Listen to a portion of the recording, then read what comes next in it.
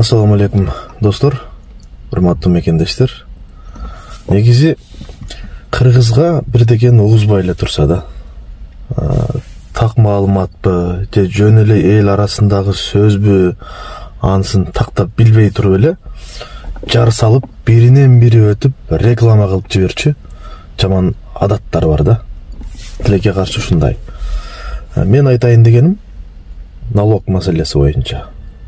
Бизге баарыбызга эле мурдатан салык төлөө ыкмасы кандай жүрөт, кандай жолдор менен төлөнөт, аны баарыбыз билебиз.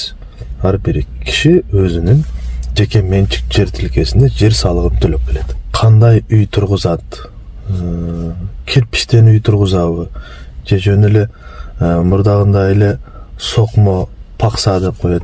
Ошондой жолдор менен тургузабы, бул ар кимдин өзүнүн кудуретине жараша акыбалына ылайык болуп эсептелет.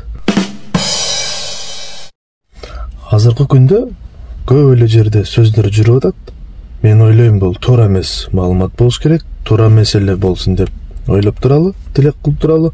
Эгер бышкан кыштан тургузган үйлөргө, башкача айтканда, кирпич менен салынган жер тамдарга салык өзүнчө башкача суммада төлөнөт деген миш-миштер жүрөт да. Бирок бул акылга сыйбаган жорук.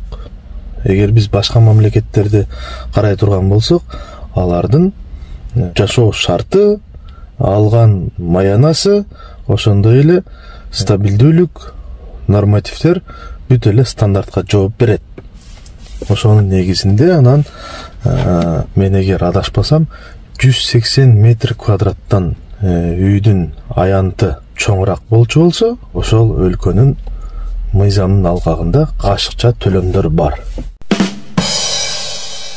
Бизде кандай, мен аны так билбейт экем.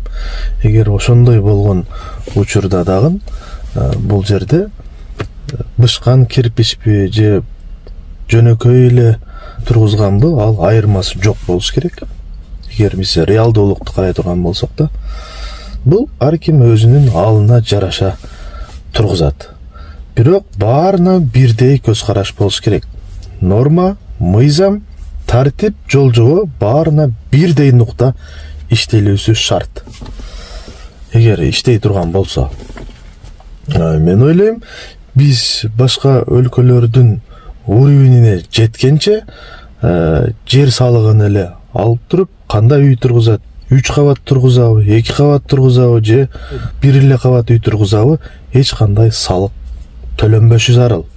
Анткени биздин калайыктын даремети ашыкча акча төлөөгө азырынча даяр эмес. Биздин мамлекет ал уровенге чыга элек. Бирок келечекте мен бул нерсени туура эле көрөм. Өзүнүн нормасынан ашкан метр квадрат боло турган болсо, бул төлөнүшү керек. Бирок азыр эмес, туугандар. Туура түшүнүңүздөр. Ошон үчүн биз ар бир нерсени өлкөдө болуп аткан, жасалып аткан аракеттерге ар тараптуу көз чаптырып, натыйжа чыгарсак жакшы болот да. Бир тараптуу эле жамандап, же болбосо мактай бергенден мурда бир аз карап, тияк биягын изилдеп ойлонсок, учурчак эмес, эртеңки күн да бар, бүрсү күн, андан кийинки күндөрдү дагы эске алуу менен ар бир сөзгө ой жүгүртүп туруп, анан пикирди калтырсак жакшы болот.